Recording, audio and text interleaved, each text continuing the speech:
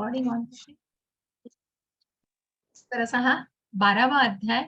त्याच्या आधी आपण कालचा निश्चितच थोडीशी उजळणी करणार आहोत. त्याच्या आधी आपण ज्या भक्तियोगाच्या मार्गावर आहोत, खूप सुंदर अशी ही अवीट भक्तीची गोडी आहे. त्या भगवंतांना या भक्तीच्या ज्यांच्या भक्तीच्या मार्गावरती आपण आहोत आणि या भक्तीमध्ये स्वतःला लीन करायचंय, त्या भगवंतांना आपण साष्टांग दंडवत करूया आणि त्यांचे आशीर्वाद घेऊया. श्री श्रीलाल प्रभुपाद यांनाही वंदन करूया आणि त्यांचे आशीर्वाद घेऊया. ही श्रीनाथजीची मी तुम्हाला माधवेंद्रपुरीची जी गोष्ट सांगितली, त्या माधवेंद्रपुरींची जी त्यांना मिळालं होतं, जो अगदी दुर्लभ महात्मा, जसं म्हटलं आपण की इतके इतके त्या भक्तीमध्ये लीन होते की तहान भूकही हरवली होती त्यांची, आणि प्रत्यक्ष भगवंत त्यांच्या सेवेमध्ये हजर होऊन त्यांना दूध सेवन करण्यासाठी देतात. आणि अशा प्रकारे जेव्हा त्यांना दृष्टांत देतात, तेव्हा ते झाडाझुडपातून ही जी मूर्ती आहे श्रीनाथजींची, ती त्यांना मिळते आणि नाथद्वारची ही मूर्ती आहे जिथे त्याची स्थापना केली जाते, प्रतिष्ठापना केली जाते. अशा प्रकारे या मंदिराचं वैशिष्ट्य आहे. आणि आपण या 11व्या अध्यायावरून पुढे चाललेलो आहोत. त्याच्या आधी थोडीशी रिव्हिजन करण्यासाठीच आपण थोडंसं ही स्लाइड बघूया की अर्जुनाने कशा प्रकारे वैश्विक रूप, मग का अर्जुनाला वाटलं हो, चॅटमध्ये मी काल विचारलं तसं, का वाटलं अर्जुनाला वैश्विक का विश्वरूप दाखवावं अर्जुन भगवंतांनी, का वाटलं असं?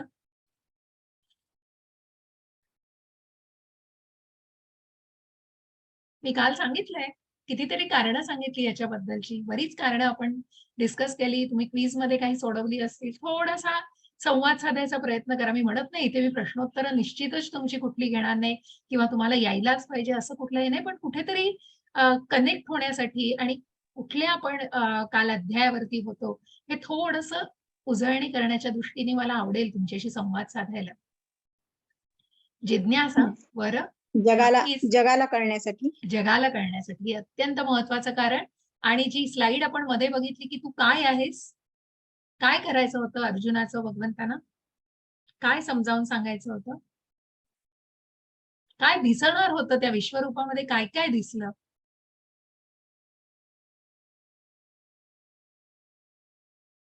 प्रत्येक ठिकाणी भगवंत आहे, भगवंतामध्ये भगवंत आहे, लिमिटलेस फॉर्म. बरोबर. कारण असा हा अद्भुत अद्वितीय असा म्हणजे भगवंतांचं हे जे रूप आहे याच्यामध्ये सगळं चराचर आपण बघितलेलं आहे.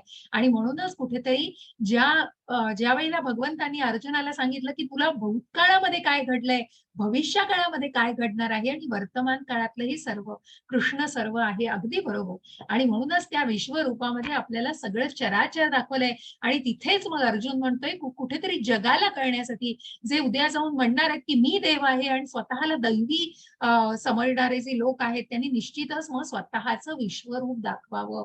आणि याच उद्देशाने भगवंतांना अर्जुनाने विनंती केलेली आहे की तुम्ही मला तुमचं विश्वरूप दाखवाल, ते मी बघू शकतो का?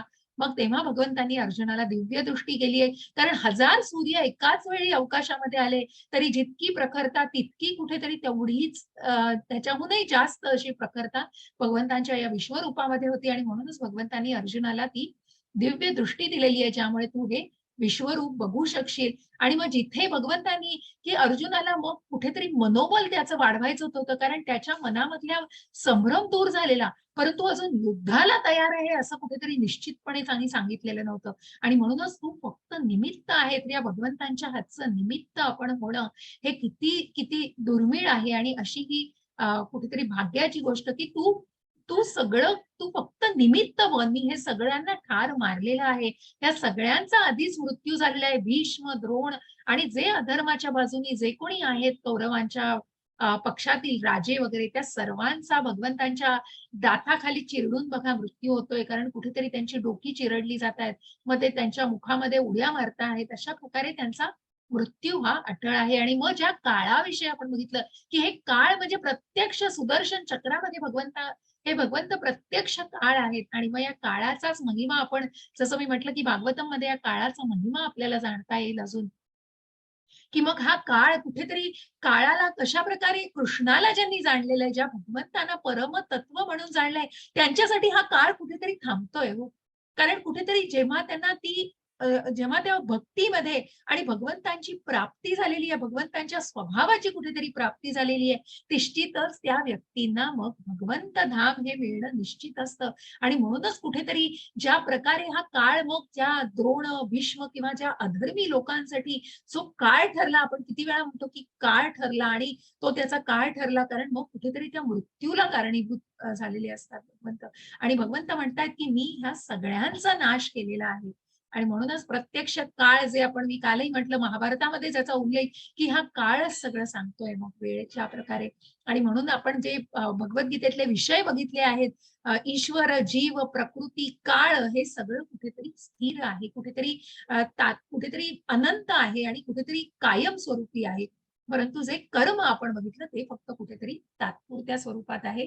आणि म्हणून मग जेव्हा अर्जुन अतिशय व्याकुळ होतो, व्यथित होतो, की मला हे विश्वदर्शन बघून मी अतिशय धन्य झालेलो आहे, परंतु माझं मन स्थाऱ्यावर नाहीये आता. माझ्या मनाची स्थिरता कुठेतरी कमी झालेली आहे. आणि म्हणूनच त्या मनाला धीर देण्यासाठी तू मला तुझं परमात्मा आणि मग तुझं दुर्मिळ असं भगवान रूप त्यांचं दर्शन दे. आणि मग भगवंत अर्जुनाची विनंती ऐकून आणि निश्चितच त्याच्या विनंतीप्रमाणे त्याला भगवान रूप असं दाखवतात. आणि मग अनन्य भक्तीनेच या भगवान रूपाला तू एक एक खूप उत्तम भक्त आहेस, माझा प्रिय सखा आहेस. आणि म्हणूनच तुला या भगवान रूपाचं जे देवी देवता सुद्धा ज्यांच्या दर्शनासाठी आसुसलेले असतात, अशा या दुर्मिळ दर्शनाचा अर्जुनाला लाभ होतो आणि त्याचं मन कुठेतरी मनाला धीर येतो. आणि मग या अनन्य भक्तीविषयी आपल्याला जाणायचं हो. मग कोण या अनन्य भक्तीला जाणू शकतं आणि मग या अनन्य भक्तीमधला भक्त कसा असतो आणि त्या भक्तीची सेवा आपल्याला जाणायची आहे. म्हणून अव्यक्त मग अर्जुनाचे प्रश्नच असे संपत नाहीत म्हटलं, कारण त्या प्रश्नांमध्येच अनेक उत्तरं दडलेली आहेत, अनेक उत्तरांचा आपल्याला खुलासा होणार आहे. आणि भगवंत त्याचं पूर्णपणे आपल्याला स्पष्टीकरण सांगतायत की कशा प्रकारे मग या सेवेमध्ये तू स्वतःला आणू शकतोस. मग ज्या अर्जुनाला प्रश्न पडला की कुठेतरी जेव्हा तुमचं तुमचं जे रूप आहे, तुमचं जे भगवान रूप आहे, जे प्रत्यक्ष मनुष्य रूप आहे, ते सगळे ते पूजा करतात, ते श्रेष्ठ आहेत का कुठेतरी तुमचं निर्विकार जे रूप मानतात त्याची पूजा करतात, ते की पर्सनॅलिस्ट का इम्पर्सनॅलिस्ट, म्हणजे कुठेतरी निराकार रूपाला मानणारे का कुठेतरी तुमच्या भगवान मनुष्य रूपाला मानणारे. मग कुठली भक्ती श्रेष्ठ आहे भगवंत. आणि म्हणूनच निर्विशेष ब्रह्मावरची भक्तीचे प्रगतीशील टप्पे आपल्याला बघायचे आणि मग भगवंतांना काय प्रिय आहे या सगळ्या गोष्टी आपल्याला या 12व्या अध्यायामध्ये जाणून घ्यायच्या आहेत. अर्जुन उवाच एवं सततयुक्ताये भक्तास्त्वां पर्युपासते ये चाप्यक्षरं व्यक्तं तेषां के योगवित्तमः. हरे कृष्ण माताजी. हरे कृष्ण. अर्जुनाने विचारले, कोणते अधिक परिपूर्ण मानले जाते, जे तुमच्या भक्ती सेवेत योग्यरित्या व्यस्त आहेत किंवा अव्यक्त ब्रह्माची पूजा करतात, ते अव्यक्त आहेत. हरे कृष्ण. हरे कृष्ण. आणि जो प्रश्न अर्जुनाला पडलाय की मग त्या अव्यक्त रूपाला मानणारे श्रेष्ठ आहेत का मग तुझ्या व्यक्त रूपाला, की तुझ्या या ज्या मनुष्य रूपाला, भगवान रूपाला जे मानतायत ते श्रेष्ठ आहेत. भगवंत उत्तर देताना सांगणार आहेत. श्री भगवान वाच मय्यावेश मनो ये मां नित्ययुक्ता उपासते श्रद्धया परयोपेतास्ते मे युक्ततमा मतः. हरे कृष्ण.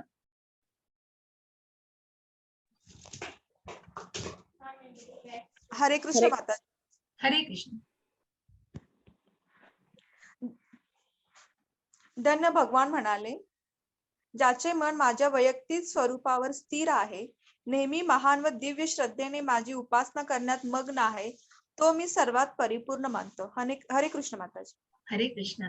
आणि म्हणूनच भगवंतांनी इथे कुठेतरी सांगितलंय की वैयक्तिक रूपावर भगवंतांच्या भगवान रूपाला जे पूजता आहेत आणि ज्यांची मनापासून पूजा करतायत, उपासना करतायत, जिच्या मनामध्ये खूप श्रद्धा आहे आणि त्या श्रद्धेने भगवंतांची उपासना केलेली आहे, तो भक्त हा निश्चितच सर्वात परिपूर्ण असा मानला जाईल असं भगवंतांनी सांगितलंय. मग कुठेतरी तो अर्च विग्रह ज्याच्याबद्दल मी आधीही कुठेतरी तुम्हाला थोडंसं सांगितलं होतं, पण आजच्या अध्यायामध्ये त्याचं महत्व जाणायचंय की या वैयक्तिक रूपाला मग काय आहे वैयक्तिक रूप. आणि ज्या मनुष्य रूपाला, ज्या भगवान रूपाला, जसं मी आधीही सांगितलेलं की एका देवळामध्ये आपण जाऊन थांबलो तरी आपण भगवंतांशी इतकं एकरूप होऊन इतकं कुठेतरी त्यांच्याशी बोलतो. का बोलतो? कारण कुठेतरी आपण त्या मूर्ती स्वरूपाला, आपण त्या मूर्ती रूपाशी बोलत असतो, तिथे प्रत्यक्ष भगवंत असतात त्या मूर्तीमध्ये आणि ते कशा प्रकारे, तर तेच आपल्याला जाणायचंय. मग त्याच्यासाठी मी एक उदाहरण देईन हो तुम्हाला. मग मला सांगा, तुमचं एखादी पत्र तुम्ही लिहिलंय बरं का, आणि ते पत्र लिहून तुम्हाला ठराविक डेस्टिनेशनला ते पाठवायचं.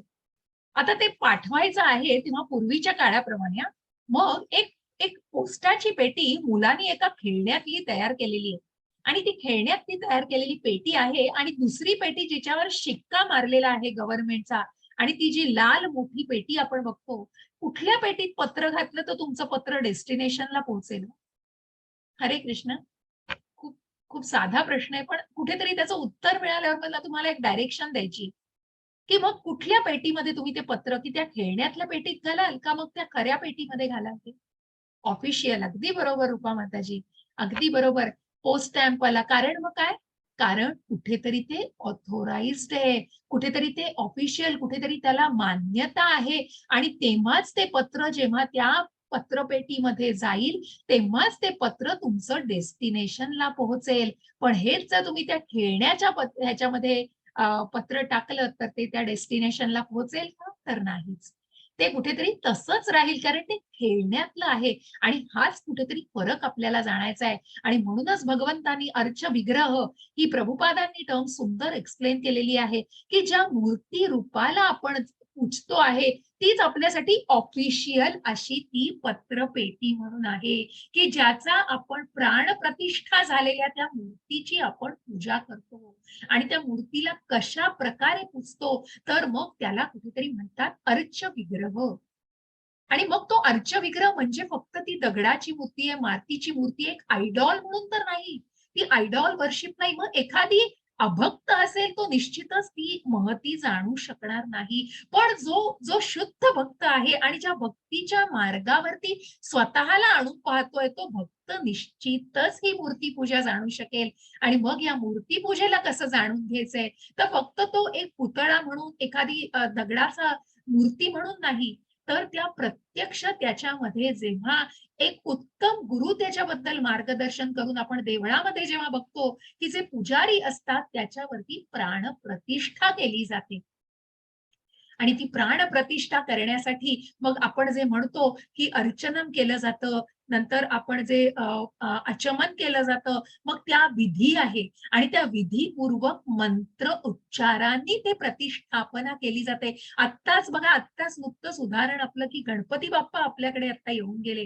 गणपतीचा उत्सव झालेला आहे. मग त्या गणपतीच्या मूर्तीमध्ये जी पहिल्या दिवशी आपण म्हणतो गणपतीची स्थापना, मग जी प्रतिष्ठापना केली जाते त्या मूर्तीमध्ये, त्या दगडाच्या मातीच्या, ज्या शाडूच्या मातीच्या मूर्ती, तेव्हा अक्षरशः आपल्या घरामध्ये जेव्हा 10 दिवस, 5 दिवस, 1.5 दिवस, 3 दिवस, 5 दिवस, 7 दिवस जे गौरी बरोबर जातात, अशा वेळेला ते भगवंत आपल्या बरोबर आहे, की आपल्या घरामध्ये कोणीतरी आपल्या बरोबर वास्तव्य करतंय. इतकं कुठेतरी बघा, ज्यांच्याकडे गणपती असेल त्यांना निश्चित, आणि हीच कुठेतरी उदाहरणादाखल तुम्हाला सांगायची हीच मूर्ती पूजा आणि याला अर्च विग्रह म्हटलं जातं. या कलियुगामध्ये जी केली जाते ही पूजा, आणि म्हणूनच या प्रतिष्ठापना करून, आचमन करून आणि मग भगवंतांवर जे अभिषेक केला जातो, जे स्नान घातलं जातं, पाण्याने स्नान, ज्या पंचामृताने स्नान घातलं जातं, त्यानंतर कशा प्रकारे अनेक सगळं सप्त नद्यांना आवाहन केलं जातं, अनेक सुगंधी द्रव्य वापरली जातात.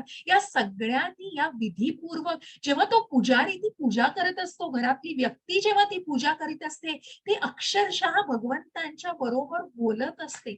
इतकं कुठेतरी तो उद्देश असतो आणि म्हणूनच त्या मूर्तीपूजा ही नुसती आयडॉल वर्शिप, नुसती मूर्तीपूजा नसून त्याला अर्च विग्रह असं म्हटलेलं आहे. आणि म्हणूनच या अर्च विग्रहाद्वारे आपल्याला जाणायचंय, की भगवंतांचा हा भगवान रूप कशा प्रकारे पूजलं जातं आणि या भगवान रूपापर्यंत मग तो संबंध जो आपण म्हटला, संबंध, अभ्युदय आणि प्रयोजन, या संबंधालाच कुठेतरी आपण जाणतो. आणि म्हणूनच त्या पूजेपासून आपण कुठेतरी अर्च विग्रह आणि ती मूर्ती पूजा आणि त्या पर्सनॅलिस्ट, आणि त्यालाच भगवंतांनी म्हटलंय, की कुठेतरी परिपूर्ण. मग ज्या प्रकारे बघा, की अगदी अगदी डोळे आणि नाक कान असे विविध आपण गौरीची पूजा करतात किंवा अनेक आपण म्हणतो की ज्या मूर्ती गणपतीच्या मूर्ती रेखीव अशा केल्या जातात, कशा प्रकारे त्यांच्यामध्ये ते किती भावनेमध्ये त्या गोष्टी केल्या जातात, ही प्रत्यक्ष त्या मूर्तीमध्ये नंतर प्रतिष्ठापना केली जाते. त्या मूर्तीची जी सजावट केली जाते, त्याला कशा प्रकारे मुकुट आणि सजवलं जातं, ते करणं म्हणजे काय आहे, तर त्या प्रकारे उपासना पूजा केली जाते त्या मूर्तीची. आणि म्हणून या प्रतिष्ठापनेला किती महत्व आहे. अशा प्रकारे मग या अर्च विग्रहाला आपल्याला कुठेतरी जाणायचंय. आणि म्हणूनच मग जे पूर्णपणे या भक्तीमध्ये रममाण असतात, तो भक्तच हा पूर्णपणे ज्या उपासना करतात, जी मनापासून उपासना करतात, ते निश्चितच कुठेतरी भगवंतांना खूप प्रिय असतात. हरे कृष्ण माताजी. हरे कृष्ण. परंतु जे सर्व इंद्रियांचे संयमन करून आणि सर्वांच्या ठायी समबुद्धी ठेवून अव्यक्त इंद्रियातीत सर्वव्यापी अचिंत्य अचिंत्य. अविकारी हरे कृष्ण हा बरोबर. अचिंत्य अविकारी अचिंत्य अविकारी स्थिर आणि अचल अशा परम सत्याच्या निर्विशेष रूपाची पूर्ण उपासना करतात. ते सर्वांच्या हितार्थ संलग्न होऊन शेवटी माझीच प्राप्ती करतात. हरे कृष्ण माताजी. हरे कृष्ण.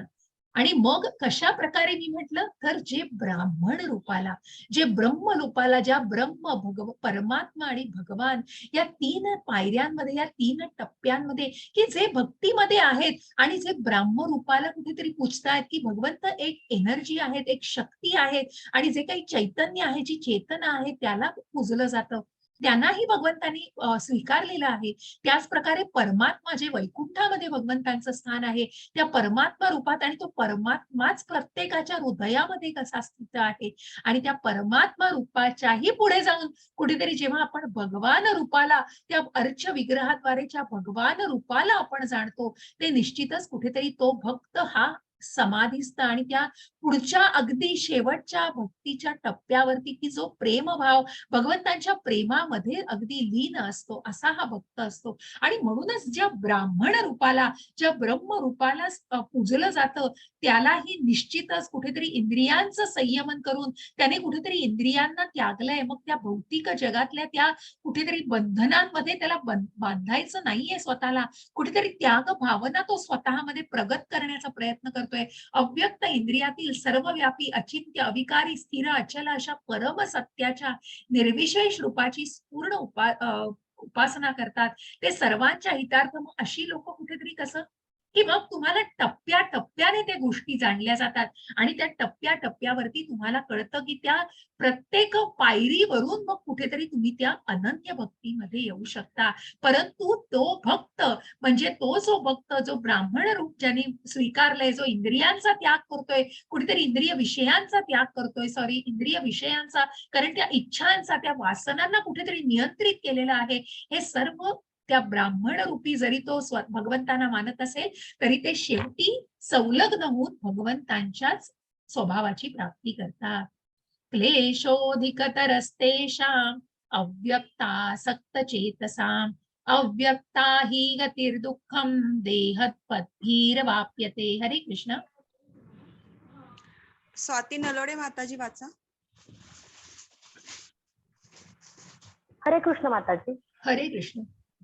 ज्यांचे मन परम सत्याच्या अव्यक्त निर्विशेष रूपामध्ये आसक्त झालेले आहे, त्यांना प्रगती करणे अतिशय क्लेशदायक आहे. त्या मार्गात प्रगती करणे हे देहधारी जीवांसाठी नेहमीच अतिशय दुष्कर असते.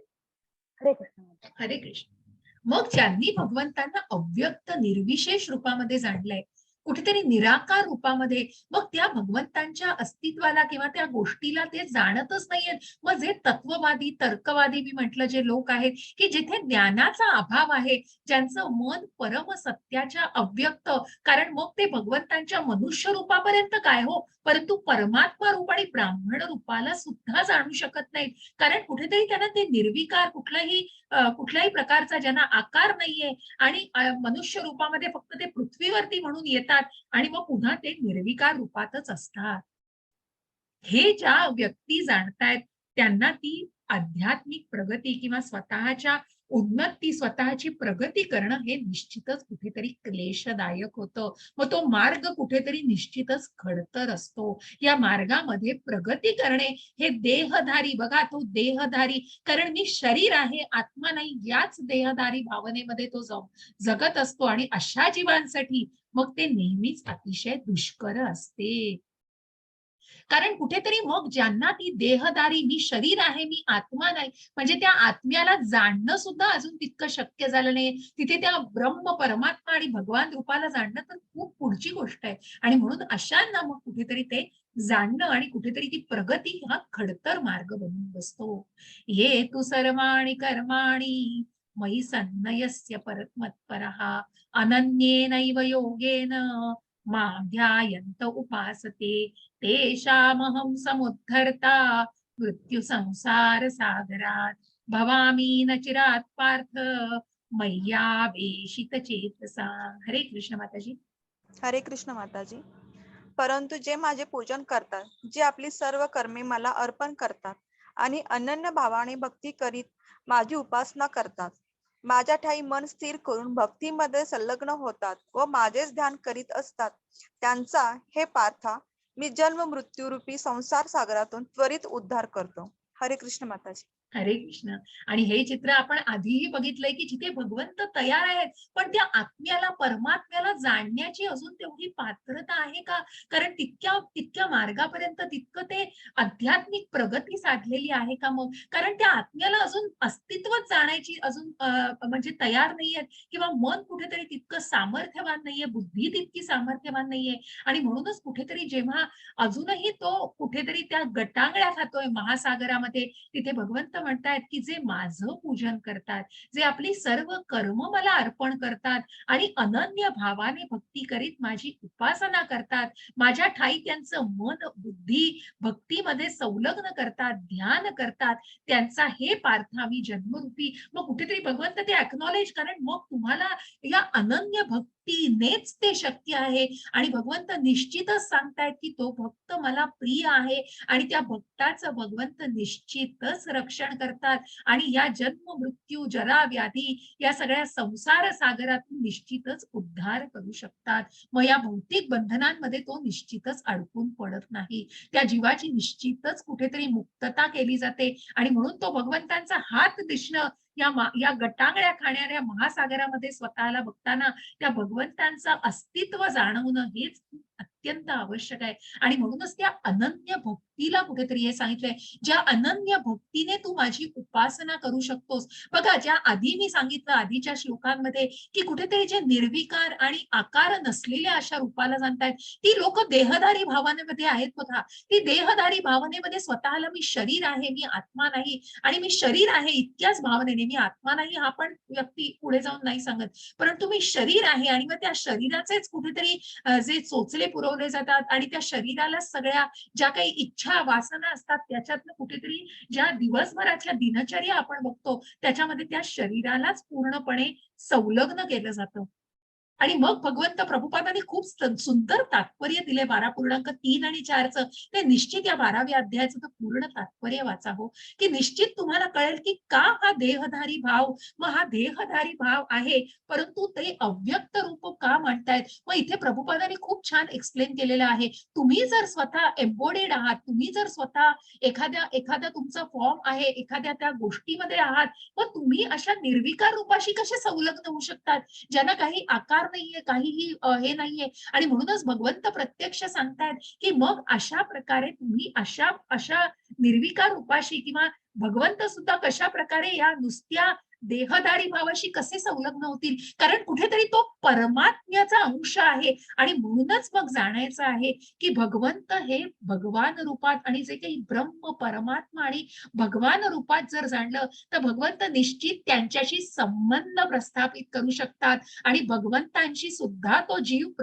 संबंध प्रस्थापित करू शकतो जेव्हा तो स्वतःला त्या आत्मसाक्षात्कारी भावनेमध्ये आणू शकतो. आणि म्हणूनच तेव्हाच तो जाणू शकतो आणि तेव्हाच त्या आत्म्याचा परमात्म्याशी आणि तो संबंध दृढ करू शकतो. हे खूप सुंदर प्रकारे वर्णन केलेलं आहे. मी तुम्हाला संक्षिप्त स्वरूपामध्ये सांगतेय, पण तुम्ही अजून ते पूर्ण विश्लेषण त्याचं वाचा, तुम्हाला अजून त्याचा खुलासा होईल. मय्येव मन आधस्त्व मयि बुद्धिं निवेशय निवसिष्यसि मय्येव अत ऊर्ध्वं न संशयः. हरे कृष्ण. शंकर प्रभूजी वाचा. हरे कृष्ण माताजी. हरे कृष्ण. माझ्यावर पुरुषोत्तम भगवंतावर तुझे मन स्थिर कर आणि आपली बुद्धी गुंतवून माझ्या ठाई युक्त कर. अशा रीतीने तू निसंदेह सदैव माझ्यामध्येच वास करशील. हरे कृष्ण माताजी. हरे कृष्ण. बघा, आपण या पहिल्या टप्प्यावर आता चाललेलो आहोत भक्तीच्या, आणि म्हणूनच भगवंत सांगतायत की माझ्यावरती म्हणजे पुरुषोत्तम भगवानांवर तुझं मन स्थिर कर. बघा, मग त्या नामस्मरण करताना मी तुम्हाला सांगते की एक माळ जपा किंवा 5 मिनिटं नामस्मरण केलं तरी ती मन आणि बुद्धी, बघा, ही मनच कुठेतरी भरकटत असतं आणि या मनालाच कुठेतरी ट्रेन करायला लागतं. मग त्या आत्म्याचा नसतो हो तेव्हा त्याच्याशी संबंध, किंवा तो कुठेतरी अनस्टेबल नसतो, तर ते मन कुठेतरी अनस्टेबल, कुठेतरी अस्थिर असतं. आणि त्या मनाला आणि बुद्धीला मग ज्या प्रकारे आपण बघितलं की इंद्रियांच्या वरचढ मन आहे, मनाच्या वरचढ बुद्धी आहे आणि बुद्धीच्याही वरचढ आत्मा आहे. आणि मग आत्म्यालाच अध्यात्म स्वभाव जो आहे त्या आध्यात्मिक मार्गाचा, त्या अध्यात्म स्वभावाची जाणीव करून देऊन कुठेतरी त्या आध्यात्मिक अन्नाचं ग्रहण करायला लावायचं. आणि म्हणूनच मग कुठेतरी ती मन आणि बुद्धी भगवंतांवर स्थिर होऊ शकेल. आणि माझ्या ठाई युक्त कर, निस्संदेह सदैव तू माझ्यामध्येच वास करशील. मग या अनन्य भक्तीने, बघा की या अनन्य भक्ती भावाने भगवंतांच्या मध्ये जो एकरूप होऊ शकतो, भगवंतांमध्ये मन आणि बुद्धी स्थिर करतो, तो निश्चितच स्वतःला भगवंतांच्या भक्तीमध्ये मार्गस्थ करत असतो. आणि निश्चितच त्या जे आपण पुढचे टप्पे बघितले आणि भगवत भक्तीमध्ये ज्या टप्प्यांबद्दल आपण जाणलं, ते टप्पे दुसरे तिसरे नसून ते 9 टप्पे आहेत, ज्याच्यामध्ये श्रद्धा, साधू संग, भजन, अनर्थ निवृत्ती, निष्ठा, रुची, आसक्ती, जी भगवंतांवरची आसक्ती, भावभक्ती आणि प्रेम भक्ती. मग जी श्रद्धा आहे त्या श्रद्धेचं परिवर्तन कशा प्रकारे प्रेमभक्तीमध्ये होईल, तर ह्या सगळ्या टप्प्यातून होईल. बघा, आणि म्हणूनच भगवंत म्हणतायत की मग तू जेव्हा, आपण हा श्लोक पासून घेऊया, माझ्या अनन्य भक्तीद्वारे जर तुला शक्य नसेल, बघा आपण ऍडजस्ट नाही करत आहोत, भगवंत आपल्यासाठी ऍडजस्ट करतायत. बघा, भगवंतांनी आपल्यासाठी ऑप्शन्स दिलेत. आपल्याला वाटतंय आपण डुअर आहोत, आपण सगळं करतो आहोत, पण तिथे भगवंतांनी ऍडजस्टमेंट केली आहे की तू हेही करू शकशील नाही तर तू तेही करू तू अनन्य भक्ती करू शकत नाहीस तर तू साधना भक्ती कर. मग काय आहे ही साधना भक्ती? अथ चित्तं समाधातुं न शक्नोसि मयि स्थिरम् अभ्यास योगेन ततो मामिच्छाप्तुं धनंजय. हरे कृष्ण माताजी. सुनैया माताजी वाचा. माताजी. हरे कृष्ण माताजी. हे धनंजया, जर तू आपले मन निश्चल तत्वाने माझ्या ठाई स्थिर करण्यात असमर्थ असशील तर भक्ती योगाच्या नियामक तत्वाचे पालन कर. अशा रीतीने मला प्राप्त करण्याची इच्छा तू उत्पन्न कर व तुम्हाला पूर्ण सिद्धी प्राप्त होईल. हरे कृष्ण माताजी. हरे कृष्ण. आणि म्हणूनच मग भगवंत म्हणतायत की जर तू तुझं मन आणि बुद्धी मग इतकी ती विचलित होत असेल, ते मन अविचलित होत नसेल आणि कुठेतरी त्याचं मन स्थिर राहत नसेल, जर तू आपले मन निश्चलत्वाने माझ्या ठाई स्थिर करण्यात असमर्थ असशील, मग त्या अनन्य भक्तीमध्ये तू स्वतःला आणून पाहत असशील पण तू अजून तितका समर्थ नसशील त्याच्यामध्ये, तर तू काय कर, भक्ती योगाच्या नियामक तत्वांचं पालन कर. अशा रीतीने मला प्राप्त करण्याची इच्छा तू उत्पन्न कर आणि मग तुला पूर्ण सिद्धी प्राप्त होईल. आणि म्हणून ही साधना भक्ती भगवंत सांगतायत की ज्यामध्ये तू स्वतःला नियमात बाध्य कर. नियमात बाध्य कर म्हणजे तू इस्कॉनचे जे आता आपण 4 नियम ऐकले त्याच प्रकारे तू स्वतःच्या शरीराला ती शिस्त लाव. आणि ज्या प्रकारे सकाळी मी लवकर उठून जी मंगल आरती, जे टेम्पल प्रोग्राम्स मी तुम्हाला पाठवते की मग सकाळी 4:30 वाजता ती मंगल आरती असते, त्याच्यानंतर गुरुपूजा असते आणि त्याच्यानंतर जी पूजा नामस्मरण असतं, जे एकत्र जप केला जातो 4:30, 5 ते 7 मध्ये, अशा प्रकारे ही सगळी भजन क्रिया, साधू संग, आणि म्हणूनच या साधना भक्तीतनं की कुठेतरी या नियमांचं पालन करून तू निश्चितच मला मला मला प्राप्त करण्याची इच्छा प्राप्त करू शकशील. इच्छा मनामध्ये उत्पन्न होईल तुझ्या. कारण कुठेतरी मग जेव्हा आपण म्हणतो ना, पण ती श्रद्धा पाहिजे ना मनामध्ये. कारण ती खूप आवश्यक आहे. जसं मी तुम्हाला सांगू शकेन एक उदाहरण, की मग एखाद्या ड्रायव्हर कडून तुम्ही ड्रायव्हिंग शिकताय हो, मग कसं टप्प्याटप्प्याने बघा, तो ड्रायव्हर तुम्हाला, मला उत्तर द्या बरं चॅटमध्ये, तुम्हाला तो ड्रायव्हर ट्रेनर आहे, तुम्हाला ड्रायव्हिंग शिकवतोय, पहिल्याच दिवशी तो तुम्हाला हायवेवर सोडून देईल का हो? सांगा मला. सोडून देतो तो तुम्हाला कोणी ड्रायव्हिंग? तर सगळ्यांना, बऱ्याच जणांना येत असेल. मग तुम्ही ड्रायव्हिंग नाही सोडणार. का नाही सोडणार तो? का नाही सोडणार तो? का नाही? कारण काय?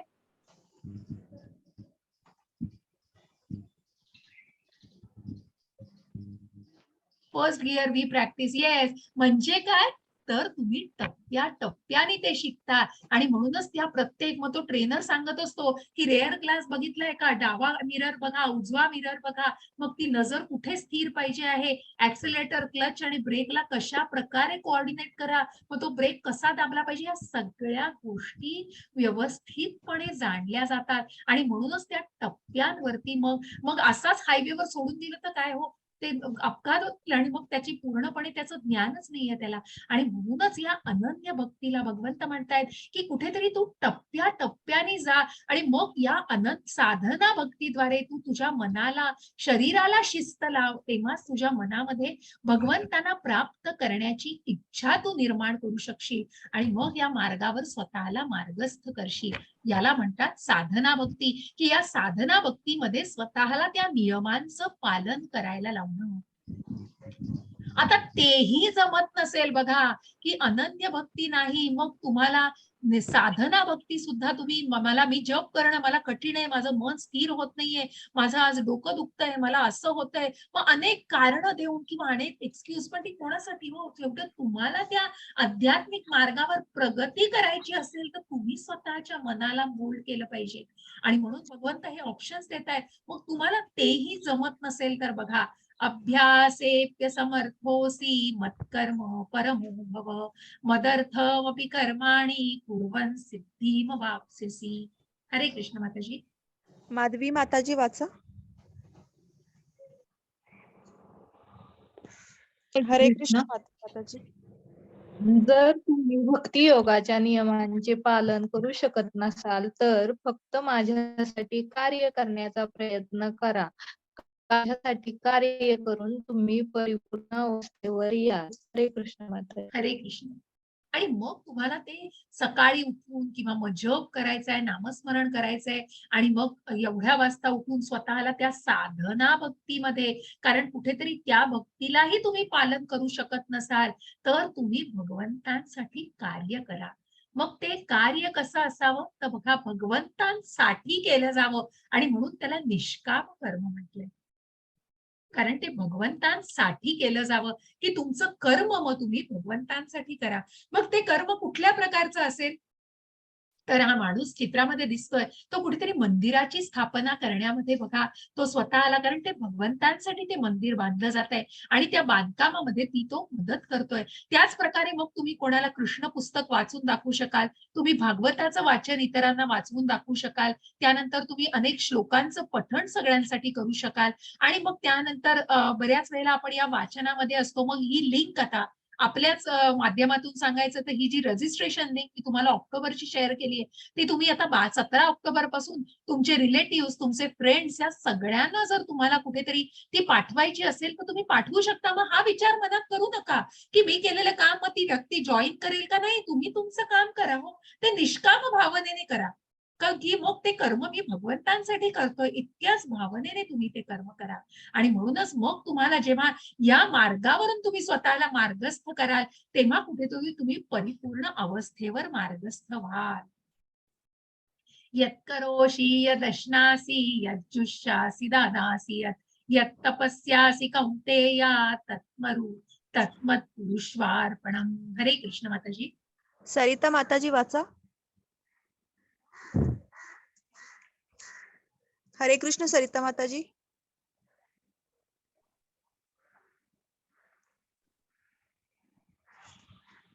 दुसरं कोणी आहे का? हरे कृष्ण.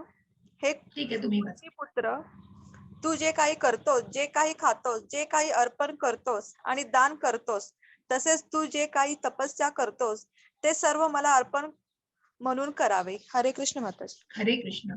मग हे निष्काम कर्म करणं, की तू हे सगळं जे काही मी सांगितलं तुला, की भगवंतांसाठी कर्म करणं, याच्याही पुढे जाऊन तू जरी सकाम कर्मांमध्ये अडकलेला असतील, की मग ते निष्काम कर्म करायला सुद्धा तुला तुझ्या कमिटमेंट्स मधनं जमत नाहीये, ही सेवा देणं जमत नाहीये, मग कुठेतरी तू काय कर, तर तू जे काही करतोयस, जे काही धन मिळवतोयस, जे काही खातोयस, जे काही अर्पण करतोयस, दान करतोयस, ते तू तपस्या करतोस, ते भगवंतांना अर्पण कर. आणि म्हणून ती सेवा त्या माध्यमातून करू शकतोस. मग ज्या अन्नदानाबद्दल आपण ऐकतो, मग ज्या सेवा आपण ज्या इस्कॉन बेंगलोरच्या मग अनेक सेवा मी तुम्हाला आधीही शेअर केल्या आहेत, तर आजच्या या माध्यमातून मी तुम्हाला त्याच सेवांविषयी निश्चितच माहिती देणार आहे. आणि मग तुम्हाला व्हॉलेंटिअरिंग सर्व्हिस, त्याच्यानंतर ज्या काही डोनेशन, बघा ही सगळी इस्कॉन प्रभुपादांनी कुणाच्या ह्याच्यावरती, की फक्त कृष्ण माझ्या मनामध्ये आणि कृष्ण माझ्या बरोबर आहे. मग अनेक निधी गोळा झाले, अनेक मोठ्या मोठ्या लोकांनी बघा,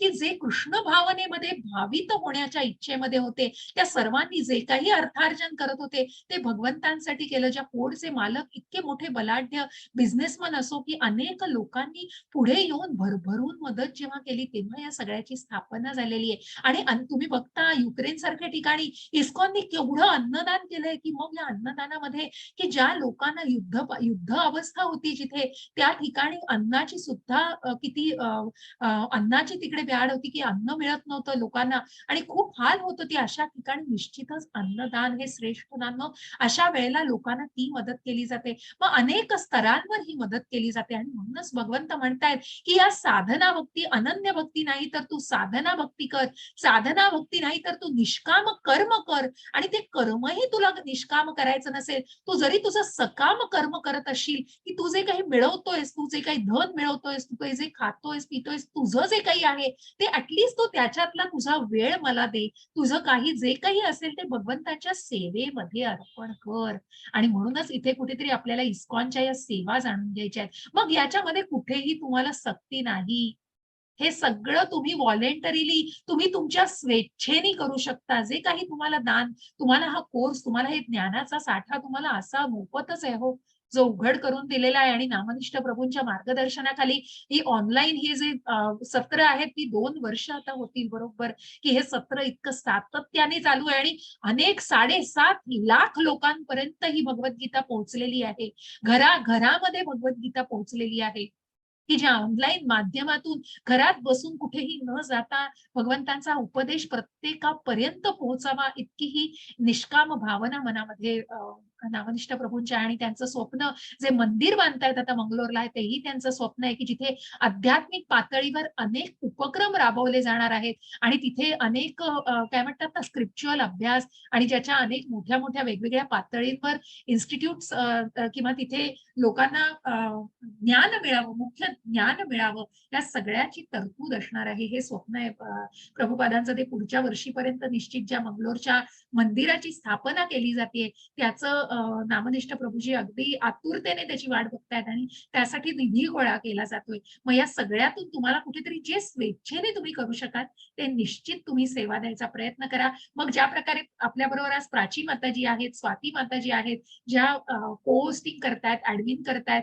ज्या सगळ्या या व्यवस्था सांभाळतायत, सुरुवातीला स्वाती माताजी येऊन पठण करतायत, मग या सगळ्याचं कुठेतरी ऍडमिनिस्ट्रेशन, मग हे सगळं जे चालू आहे, हे भगवंतांच्या कृपेने प्रत्येकाच्या स्वेच्छेने हे चालू आहे. जसं मी पहिल्याच अगदी सुरुवातीला ज्याप्रमाणे आपण भगवंतांना नमस्कार करतो, प्रभुपादांना नमस्कार करतो, नामनिष्ठ प्रभूंना दंडवत करून मी इस्कॉनच्या या टीमला दंडवत करत असते. कारण इतके अथक परिश्रम आहेत. रोज आम्ही रोजच्या रोज जे काही कोऑर्डिनेट करत असतो, ज्या वेळेला या बॅचेस चालू व्हायच्या असतात, त्याच्या आधी एक कोऑर्डिनेटर म्हणून भगवंतांचीच कृपा, की माझ्याकडे जो काही इन्चार्ज, मी भाषेचं, या मराठी भाषेचं जे काही कोऑर्डिनेशन करते, मग त्या माताजींना इन्चार्ज सांगायला लागतं. पण त्या प्रकारे सगळ्या गोष्टी प्रत्येक जण इतका आनंदाने करतोय, की मग याला काहीच तोड नाहीये, त्याला काहीच कंपॅरिझन नाहीये. म्हणून तुमच्यापर्यंत तितकी फक्त पोहोचावी, इतकं मला ज्ञान पोहोचावं आणि त्याची माहिती पोहोचावी, म्हणून मी फक्त हे सांगितलं. कुठेही याच्याबद्दल सक्ती नाहीये तुम्हाला, ती माहिती मिळावी. मग तुम्ही व्हॉलेंटरीली सेवा देऊ शकता,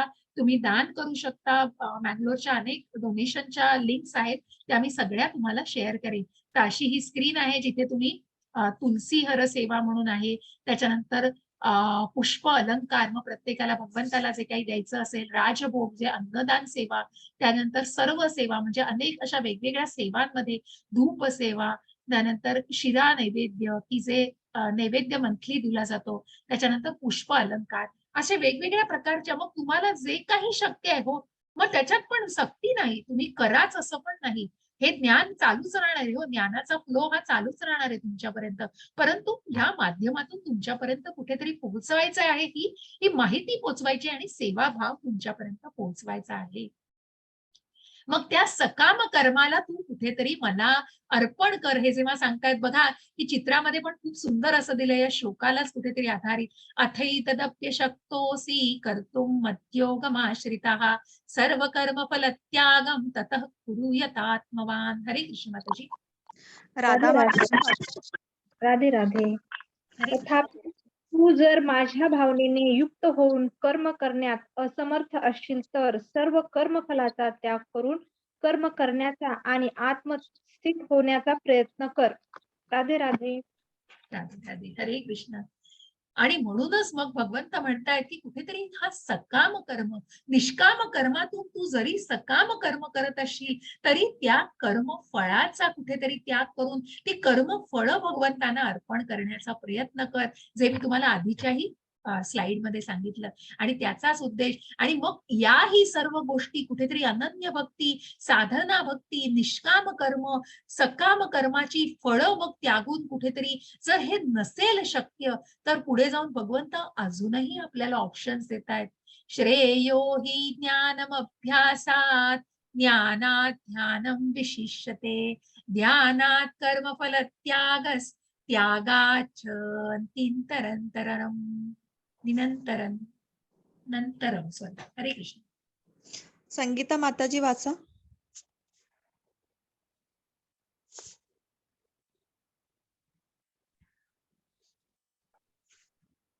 तुला जर संगीता असा माताजी. अभ्यास करणे शक्य नसेल तर ज्ञानाचे अनुशीलन करण्यात तू स्वतःला संलग्न कर. तथापि ज्ञानापेक्षा ध्यान श्रेष्ठ आहे आणि ध्यानापेक्षाही कर्मफलाचा त्याग करणे श्रेष्ठ आहे. कारण अशा कर्मफल त्यागामुळे मनुष्याला मनःशांती प्राप्त होते. हरे कृष्ण. हरे कृष्ण माताजी.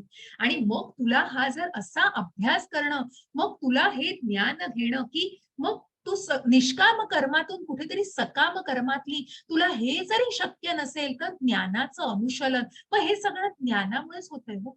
जे काही भगवंत ज्ञानाचा उपदेश करतायत, या ज्ञानाला की कुठेतरी तुला जर स्वतःला प्रगत करायचंय, त्या आध्यात्मिक उन्नतीला साधायचंय, मग तुला टप्प्याटप्प्यानेच न्यायचंय. आणि मग त्या ज्ञानाने बघा की तुम्ही या 18 दिवसामध्ये आता 12व्या दिवसावर आलेले आहात, मग तुम्हाला पहिल्या दिवसापासून ते 12व्या दिवसामध्ये निश्चित स्वतःमध्ये जे काही तुम्ही ज्ञान घेतलेलं आहे, मग अशी मॅजिक नाहीच आहे होती जी जादूची गाडी फिरवली आणि बदल झालाय आपल्यात, नाही. कुठेतरी ते आपण आत्मसात, मग जेव्हा हळूहळू त्या ज्ञानाला आपण आत्मसात करून जेव्हा अप्लाय करतो, ते आचरणात आणतो, तेव्हाच निश्चित त्या ज्ञानाचा कुठेतरी आपण लाभ घेतलेला असतो आणि त्या ज्ञानाचा पूर्णपणे विनियोग केलेला असतो. आणि म्हणूनच भगवंत म्हणतायत की तू ज्ञानाचं अनुशीलन करण्यात स्वतःला अनुशीलन करण्यात स्वतःला संलग्न कर आणि ज्ञानापेक्षाही श्रेष्ठ मग वेदांचा अभ्यास कर. त्याही पेक्षा श्रेष्ठ जो अष्टांग योग आपण बघितला, जो ध्यान योग आपण 6व्या अध्यायात बघितला, त्या योगाचं सुद्धा तू पालन करू शकतोस स्वतःला त्या समाधिस्थ अवस्थेपर्यंत. पण कुठेतरी कलियुगामध्ये ही गोष्ट खूप कठीण आहे हो. आणि म्हणूनच त्या प्रकारे आपण त्या कर्मफलांचाच त्याग करणे हे सर्वात श्रेष्ठ मानलं पाहिजे. मग ज्या कर्मफळांचा की मग ती फळं मला नकोय, भगवंतांना मी ती अर्पण करतोय. आणि जेव्हा ते कर्म त्या निष्काम भावनेने अकर्माच्या वाटचालीकडे केलं जातं, त्या अकर्मी भावनेने केलं जातं, तेव्हा ते ती निश्चित कृष्ण आहे, तिथे निश्चित त्या कर्मामध्ये भगवंत आहे आणि म्हणूनच मनुष्याला मनःशांती प्राप्त होऊ शकते. हरे कृष्ण माताजी. स्वाती माताजी वाचा. हरे कृष्ण. हरे कृष्ण.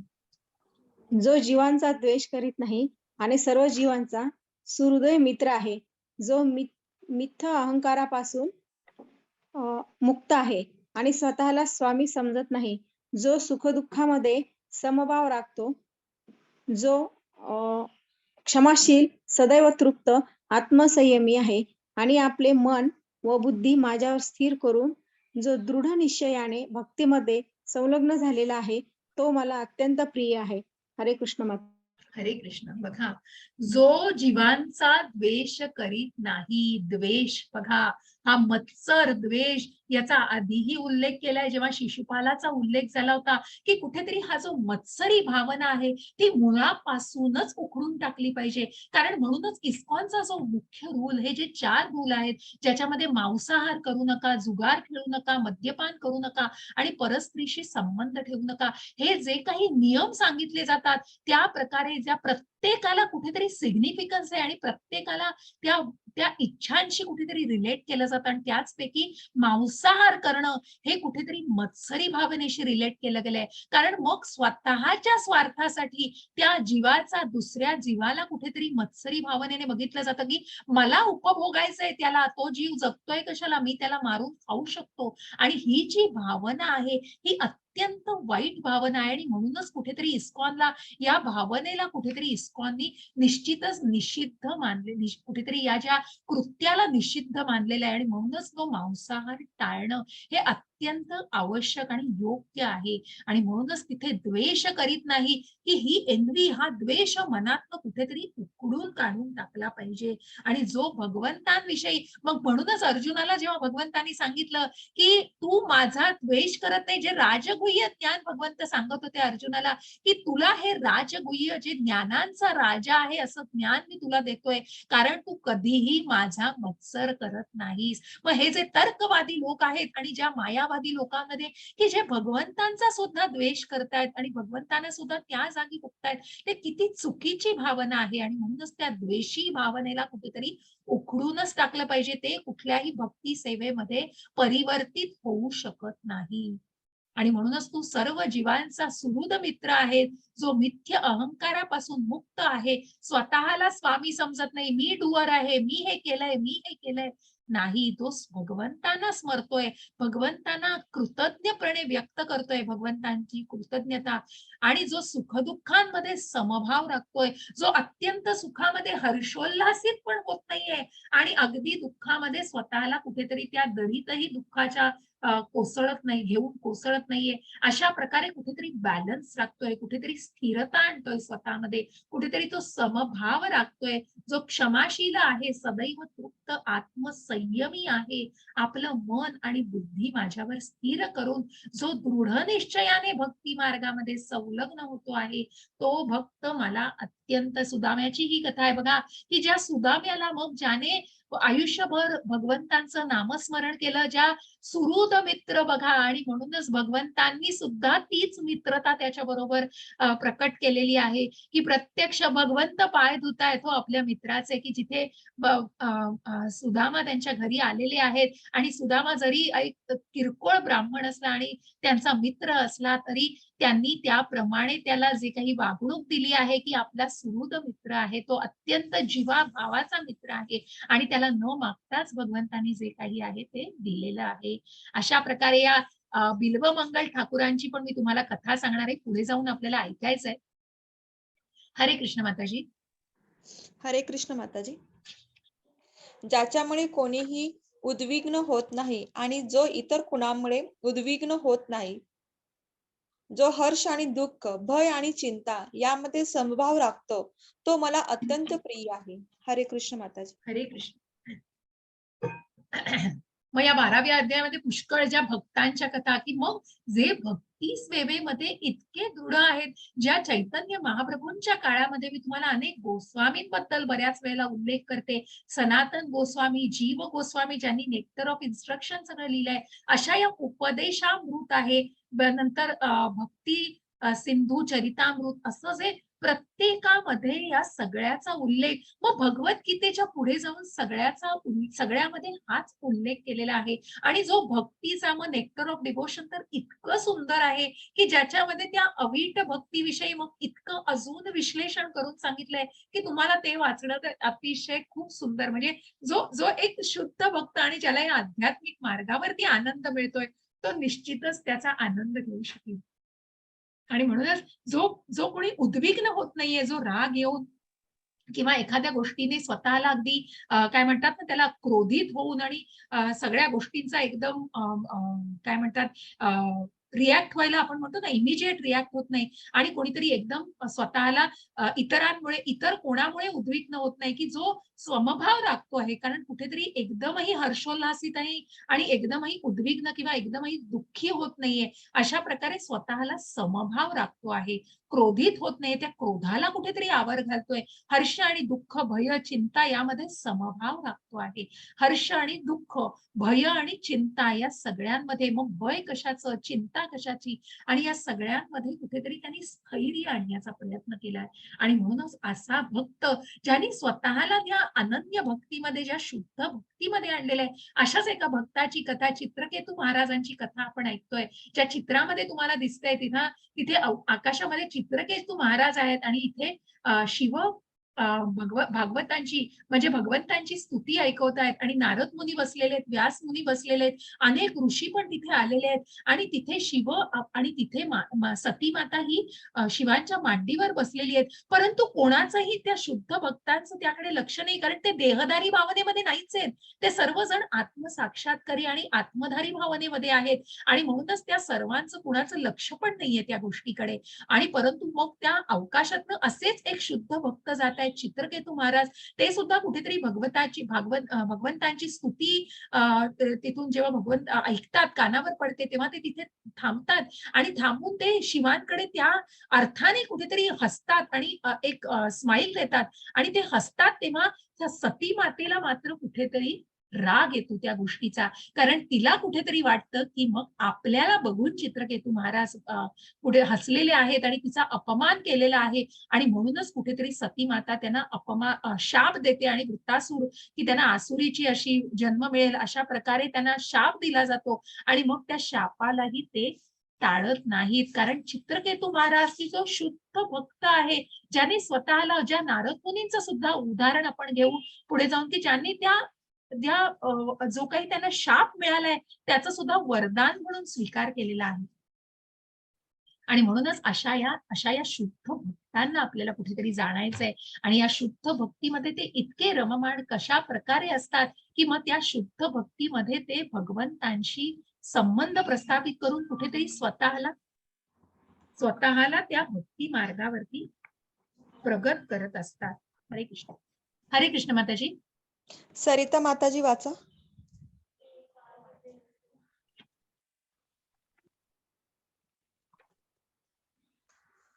हरे कृष्ण माताजी. जो माझा भक्त साधारण दैनंदिन क्रियांवर अवलंबून नसतो, जो शुद्ध, कुशल, चिंतारहित, दुःखमुक्त आणि कोणतेही फल प्राप्त करण्यासाठी महाप्रयास करीत नाही, तो मला अत्यंत प्रिय आहे. हरे कृष्ण माताजी. हरे कृष्ण. एक सेकंद.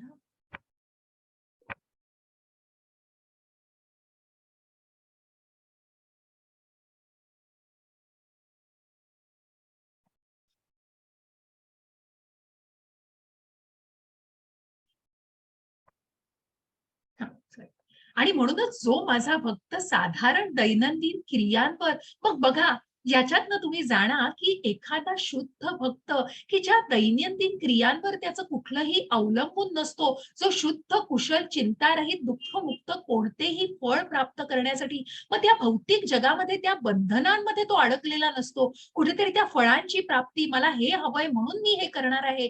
मग साधी गोष्ट त्याच्याशी कुठेतरी निगडीत बघा की आपल्या दैनंदिन क्रिया चालू असतात. मग मला चॅन्टिंग करणं आत्ता जमत नाहीये कारण माझं आत्ता डोकं दुखतंय, मला आत्ता आज आमची बाई आलेली नाही, मला हे कामं करायची आहेत त्यामुळे मी चॅन्टिंग करू शकत नाही. मग मला हे करायचंय म्हणून मी चॅन्टिंग करू शकत नाही, मला ते करायचंय हे म्हणून मी. मग आपल्या या दैनंदिन व्यवहारामध्ये बघा की आपण जर इच्छेने ठरवलं तरच आपण ती गोष्ट करू शकतो आणि जर आपण नामस्मरण केलं तर या इतर दैनंदिन क्रिया सुद्धा तितक्याच सुकर होतील. 99 कारणं देण्यापेक्षा नामस्मरण जर केलं तर ते 99 गोष्टी सुद्धा सुकर होतील. पण तिथे कुठेतरी मनात ती श्रद्धा आणि तो भक्त म्हणूनच साधारण आणि तो जर शुद्ध भक्त असेल तर तो त्या दैनंदिन क्रियांवरती स्वतःचं ते नामस्मरण आणि अवलंबून, मी समजू शकते की भौतिक जगामध्ये खूप कठीण आहे. परंतु मग स्वतःला तुम्ही कसं कसं मोल्ड करू शकता, कशा प्रकारे तुम्ही स्वतःला शिस्तबद्ध करू शकता. आणि म्हणूनच या शिस्तीला तितकंच महत्व आहे. कारण कुठेतरी मनात जर श्रद्धा असेल तर त्या श्रद्धा भावनेने नाही मला आता करायचंय काही होऊ दे, मी त्या गोष्टी दुय्यम नंतर करीन, मग त्या गोष्टीची प्रायोरिटी तुम्ही ठरवली पाहिजे. दैनंदिन क्रियांची प्रायोरिटी तुम्ही ठरवली पाहिजे आणि तुम्ही त्याची प्रचिती घेतली पाहिजे. निश्चितच तुमच्या पुढच्या दिवसभराच्या सगळ्या गोष्टी सुकर होतील तितक्याच. आणि म्हणून त्या दैनंदिन क्रियांवर ते ठेवू नका. कुठेतरी जेव्हा इच्छा आहे, मनात श्रद्धा आहे, तर त्या भावनेमध्ये स्वतःला लीन करण्याचा प्रयत्न करा. मगच ती कमिटमेंट येईल, मगच त्या अवस्थेवर आणि त्या परिपूर्णतेवर कुठेतरी आपण मार्गस्थ होऊ शकू. असे सगळेजण आपण सध्या खूप बिगिनर्स लेवलमध्ये आहोत आणि म्हणूनच स्वतःला त्या आध्यात्मिक मार्गात उन्नत करण्याची ज्यांची इच्छा आहे त्यांनी निश्चितच तो टप्प्याटप्प्याने प्रवास केला पाहिजे. हरे कृष्ण माताजी. स्वाती माताजी वाचा.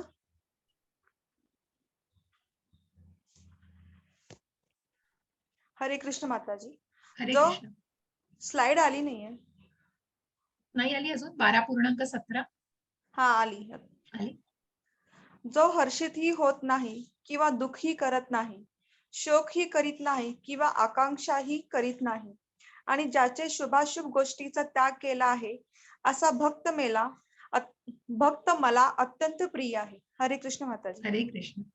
आणि मग त्यांनी शुभ अशुभ सगळ्या गोष्टींचाही त्याग केलेला आहे. बघा की मग ज्या प्रल्हाद महाराजांचं चित्र आपल्याला दिसतंय की जे प्रत्येक दिवशी मरण यातनांना, मग ज्यांना हत्तीच्या पायाखाली दिलं जाणार होतं, ज्यांना गरम तेलामध्ये टाकलं गेलं, ज्यांना उंच दरीवरून खोल फेकलं गेलं, त्याच्यानंतर त्यांना अनेक सर्पांमध्ये, अनेक राक्षसांमध्ये टाकलं गेलं, या अनेक गोष्टींना त्यांनी आसुरी जन्मामध्ये ते जन्मलेले होते. पण हिरण्यकश्यपू सारखे जे त्यांचे वडील, ज्यांच्या मनामध्ये द्वेष होता, कुठेतरी भगवंतांना कुठेतरी स्मरलं होतं, पण ते कशा प्रकारे, कारण मला तिन्ही लोकांचा राजा व्हायचंय, मला कुठेतरी हे हवंय, अशा प्रकारे ती वृत्ती होती. आणि म्हणूनच ते प्रल्हाद महाराजांना त्यांचा नारायण नारायण या गोष्टींविषयीचा जप करण्याचे ते विरुद्ध होते.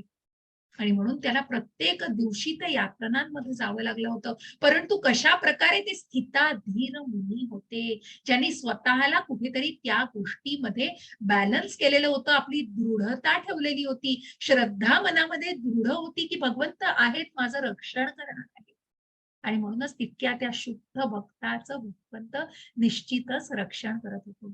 आणि त्याच वेळेला नृसिंहाचा अवतार घेऊन खांबातून अर्पण कुठेतरी प्रकट होऊन प्रल्हाद महाराजांचा त्यांनी रक्षण केलेलं आहे, हिरण्यकश्यपूचा वध केलेला आहे. आणि भगवान प्रत्यक्ष भक्त प्रल्हादाचं त्यांनी रक्षण केलेलं आहे. अशीच एक कथा आहे बरं का, श्रीवास ठाकूरांची कथा आहे, चैतन्य महाप्रभूंच्या काळामधली कथा आहे.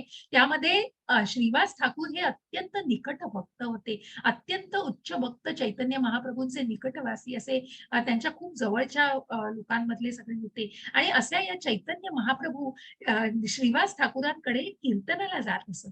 आणि एका खोलीमध्ये कीर्तन चालू होतं चैतन्य महाप्रभूंचं, आणि दुसऱ्या खोलीमध्ये श्रीवास ठाकूरांच्या मुलाचा मृत्यू झाला होता आणि त्याचं शव होतं त्या खोलीमध्ये, आणि त्यांची पत्नी त्या शवाच्या जवळ बसून रडत होती. असं दृश्य होतं या खोलीमध्ये. त्या खोलीमध्ये श्रीवास ठाकूर येतात आणि आपल्या पत्नीला सांगतात की तू हे काय करतीयस, तू का रडतीयस आणि का रडून तू अडथळा आणतीयस महाप्रभूंच्या कीर्तनामध्ये.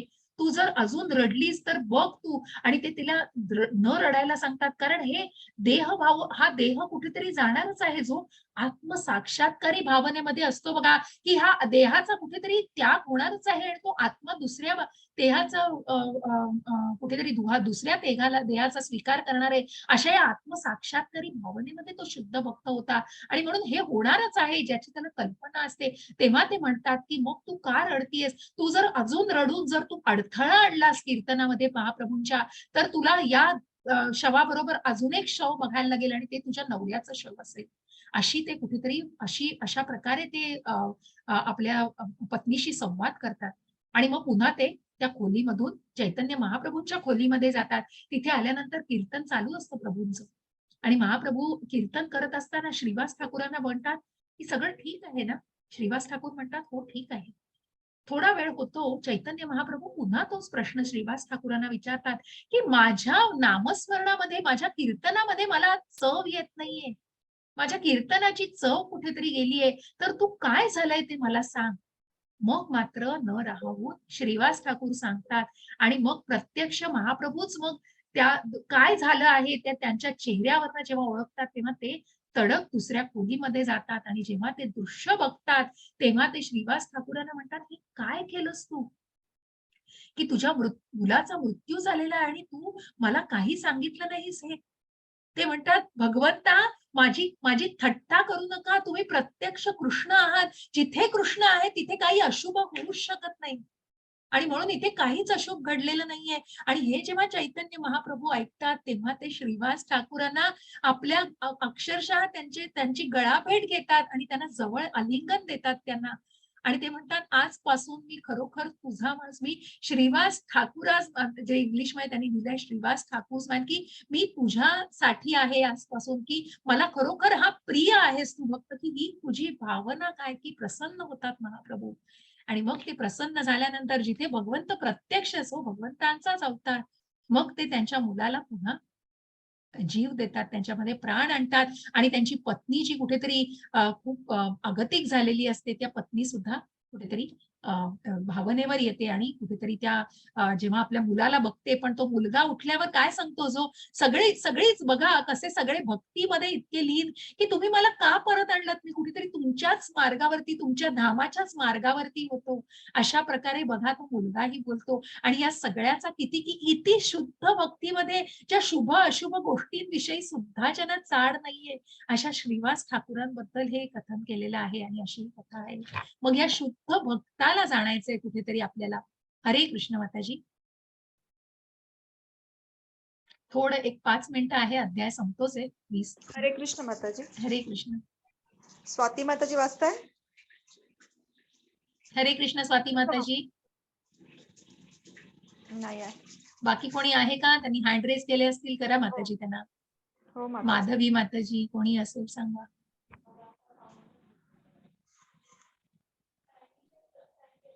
सुनैया माताजी वाचा. हो. हरे कृष्ण माताजी. हरे कृष्ण जो माताजी. मनुष्य शत्रू आणि मित्र यांच्या ठिकाणी समान असतो, तो मानापमान, शीत उष्ण व सुख दुःख स्तुती निंदा यामध्ये समभाव राखतो. जो कुसंगापासून नेहमी मुक्त असतो, सदैव शांत आणि जे काही मिळेल त्यात संतुष्ट असतो. जो घरादाराची काळजी करीत नाही, ज्ञानामध्ये स्थित आहे आणि भक्तीमध्ये संलग्न झालेला आहे, तो मला अत्यंत प्रिय आहे. हरे कृष्ण हरे माताजी. कृष्ण माताजी. आणि म्हणूनच ज्या प्रल्हाद महाराजांचं आपण उदाहरण बघितलं, तसंच हे दुर्वास मुनी आणि अमरीश प्रभूंचं उदाहरण आहे. आणि म्हणून असे हे अमरीश प्रभू, की ज्या वेळेला त्यांना शाप दिला जातो आणि दुर्वास मुनी त्यांच्यावर चिडतात, कारण कुठेतरी जेव्हा ते व्रत दुर्वास मुनींच्या अपरोक्ष कुठेतरी सोडतात आणि एक घोट पाण्याने त्यांचं व्रत सोडतात, कारण कुठेतरी त्या वेळेला आणि त्या दिवसाचं आणि त्या वेळेचं ते महत्व असतं. परंतु हे सगळं बघितल्यावर दुर्वास मुनी, जे आपण बघतो अतिशय क्रोधिष्ठ असे ऋषी, ते त्यांना शाप देतात, परंतु त्या शापाचा सुद्धा ते आनंदाने स्वीकार करतात. परंतु प्रत्यक्ष भगवंतांनीच मग त्यांच्यावर सुदर्शन चक्र सोडलेले आणि ते सुदर्शन चक्र अक्षरशः दुर्वास मुनी पळताहेत त्या सुदर्शन चक्राला टाळण्यासाठी, कारण कुठेतरी त्या भक्तांचं रक्षण करण्यासाठी. मग याचाही आपल्याला कथा, या तिन्ही कथांचा उल्लेख पुढेही येणार आहे, जेव्हा मी तुम्हाला अजून विश्लेषित करून, कारण ऑलरेडी आपल्याला अध्याय हा संपवायचा आहे, तर कथा पुष्कळ आहेत, पण मी काही ठराविक कथा तुम्हाला मुद्दाम सांगते. आणि असा हा भक्त जो भक्तीमध्ये संलग्न असतो. हरे कृष्ण माताजी. हरे कृष्ण. जे भक्ती सेवेच्या या अविनाशी मार्गाचे अनुसरण करतात आणि जे पूर्णपणे श्रद्धेने स्वतःला जोडून घेतात, मला सर्वोच्च ध्येय बनवतात, तो मला खूप प्रिय आहे. हरे कृष्ण माताजी. हरे कृष्ण. खूप सुंदर अशी ही कथा आहे. मी एवढी कथेवरच तुम्हाला हा अध्याय संपवीन आता, की ज्या भक्ती सेवेच्या अविनाशी मार्गाचं हे जे चित्रात दिसत आहेत, ते बिल्वमंगल ठाकूर आहेत. आणि या बिल्वमंगल ठाकूरांचीच ही कथा आहे, की मग प्रत्यक्ष भगवंत त्यांचं भजन ऐकायला आलेले आहेत बघा, की जे पूर्णपणे श्रद्धेने स्वतःला भगवंतांशी संलग्न करतायत. मग प्रत्यक्ष भगवंत सुद्धा त्यांचं भजन ऐकायला, त्यांचं कीर्तन भजन ऐकायला त्यांच्या समोर आलेले आहेत. आहेत आणि ते भक्त भगवंतांसाठी विशेष असतात. असे हे बिल्वमंगल ठाकूरांचा जन्म, की ज्यांच्या आधीच्या जन्मामध्ये ते कुठेतरी संन्यासी आणि ते भागवताचं वगैरे आयोजन करत असतात. आणि या भागवताचे आयोजन करताना त्यांना काही पैशाची, धनाची आवश्यकता असते. तर त्या धनाच्या शोधामध्ये ते जात असतात, तेव्हा वाटेमध्ये त्यांना एक प्रेत जळताना दिसतं. म्हणजे एक त्या शवाची तयारी केलेली असते आणि त्या शवाच्या आजूबाजूला ज्या व्यक्ती असतात, त्या व्यक्ती सगळ्या खूप अशा राजेशाही वगैरे सगळ्या असतात आणि मग तेव्हा कळतं, की त्या राजकन्येचा मृत्यू झालेला आहे. बिल्वमंगल ठाकूरांना कळतं आणि जेव्हा ते त्या आजूबाजूला ते राजा आणि राणी खूप रुदन करत असतात आणि अतिशय व्यथित असतात, आपल्या कन्येचा मृत्यू झालेला आहे त्याच्यावरती. परंतु त्या बिल्वमंगल ठाकूरांच्या मनामध्ये त्या भागवताचं आयोजन करण्याचं असतं आणि तेव्हा ते त्या राजकन्येच्या शवाच्या इथे अनेक अलंकार बघतात आणि त्या अलंकार घातलेले असतात त्या शवाला. ते म्हणतात, ह्याचं या शवाला काय उपयोग आहे आणि कशासाठी हे आहेत, हे अनेक हिऱ्यांचे वगैरे ते आपण घेऊ शकतो. आणि म्हणून मग हे जेव्हा राजा राणी सगळे विधी सगळे होऊन परत जात असतात विधी होऊन, तेव्हा मग ते त्या बिल्वमंगल ठाकूर त्या शवापाशी जाऊन ते घ्यायला बघतात, तो हार वगैरे. तर तेव्हा तिथून आवाज येतो आणि प्रत्यक्ष राजकन्या बोलते त्यांच्याशी आणि ती राजकन्या सांगते, हे तू घेऊ नकोस, तू ही पाप करतोयस आणि हे पाप तू करू नकोस.